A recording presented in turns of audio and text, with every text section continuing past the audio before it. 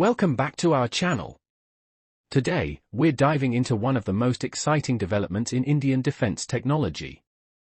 The Defense Research and Development Organization, DRDO, has just showcased its cutting-edge 30-kilowatt laser-directed energy weapon, DEW, system, and yes, it's as real and as powerful as it gets. This breakthrough isn't just about futuristic weaponry, it's a clear signal that India is entering a new era of high-energy warfare capabilities. Developed by CHESS, a specialized DRDO lab, the system is known as the Vehicle-Mounted Laser-Directed Weapon MKIA.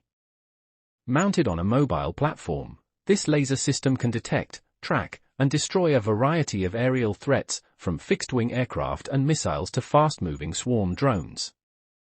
That's right, this weapon doesn't use bullets or explosives. It uses concentrated beams of light to literally burn through and neutralize its target. The power behind this system lies in its 30-kilowatt laser, which can generate enough energy to destroy threats mid-air in just seconds. This level of precision and effectiveness marks a major leap in India's defense capabilities.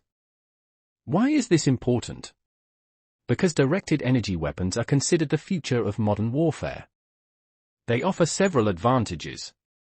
Pinpoint accuracy, low cost per shot, silent operation, and virtually unlimited ammunition, as long as there's power. While conventional missile systems are expensive and complex, DEWs offer a smarter, more sustainable solution to defending against fast, agile threats like drones and projectiles.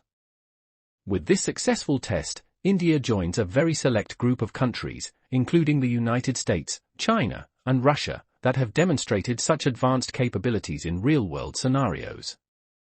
This is not just a technological achievement, it's a strategic statement.